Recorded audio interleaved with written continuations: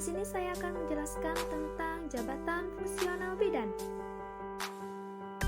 Di sini ada pengertian, jabatan adalah kedudukan yang menunjukkan tugas, tanggung jawab, wewenang, dan hak seorang pegawai dalam rangka suatu satuan organisasi. Nah, jabatan fungsional bidan ada apa saja sih? Ada bidan terampil dan ada juga bidan ahli. Bidan terampil ada apa saja sih? Ada bidan pelaksana pemula, bidan pelaksana lanjutan, bidan penyelia. Dalam bidan ahli ada bidan pratama, bidan muda, dan bidan madya. Yang membedakan antara bidan terampil dengan bidan ahli adalah dari ijazah yang mereka miliki. Bidan terampil adalah jabatan bagi bidan yang memiliki ijazah D3 kebidanan ke bawah. Sedangkan bidan ahli adalah jabatan bagi bidan yang memiliki ijazah setara D4 atau S1 ke atas. Selanjutnya ada dasar hukum tentang jabatan fungsional bidan. Di sini ada definisi. Pelayanan menurut KBBI diartikan dengan membantu melayani apa yang dibutuhkan oleh seseorang.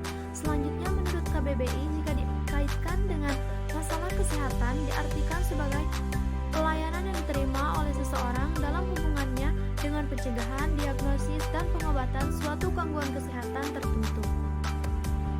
Nah, di sini ada latar belakang sistem legislasi tenaga bidan Indonesia. Pertama, menurut Undang-Undang 1945, amanat dan pesan mendasar dari Undang-Undang 1945 adalah upaya pembangunan nasional, yaitu pembangunan di segala bidang guna kepentingan keselamatan, kebahagiaan, dan kesejahteraan seluruh rakyat Indonesia secara terarah, terpadu, dan berkesinambungan.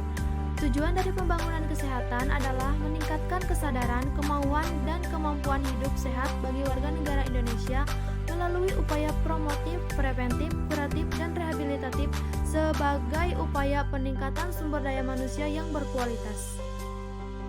Kedua, ada bidan erat hubungannya dengan penyiapan sumber daya manusia sepanjang siklus kehidupan wanita.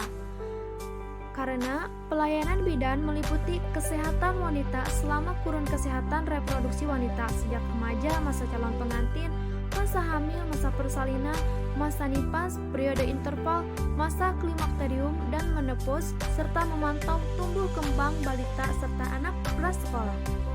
Aspek hukum praktik kebidanan.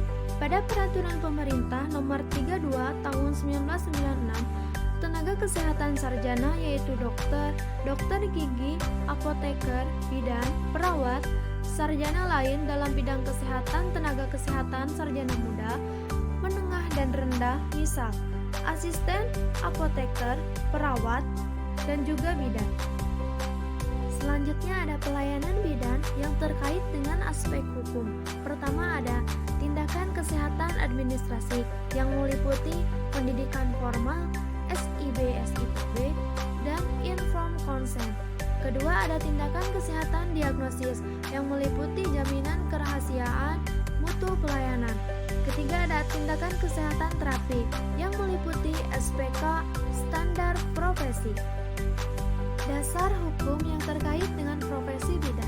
Menurut Undang-Undang Nomor 23 Tahun 1992 tentang Kesehatan, SK Menkes Nomor 125/4/BU/75 tentang susunan organisasi dan tata kerja.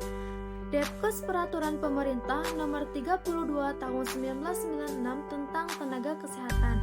Kepmenkes RI 0900 Permenkes per SK per 7/2002 tentang registrasi dan praktik bidan. Terakhir ada otonomi bidan dalam pelayanan. Akuntabilitas bidan dalam praktik kebidanan merupakan suatu hal yang penting dan dituntun dari suatu profesi, terutama profesi yang berhubungan dengan keselamatan jiwa manusia adalah pertanggungjawaban dan tanggung jawab atau accountability atas semua tindakan yang dilakukannya, sehingga semua tindakan yang dilakukan oleh bidan harus berbasis kompetensi dan didasari suatu evidence-based accountability, diperkuat dengan suatu landasan hukum yang mengatur batas-batas wewenang profesi yang bersangkutan. Nah, di sini ada model dasar praktik kebidanan. Apa saja sih model dasar praktik kebidanan itu?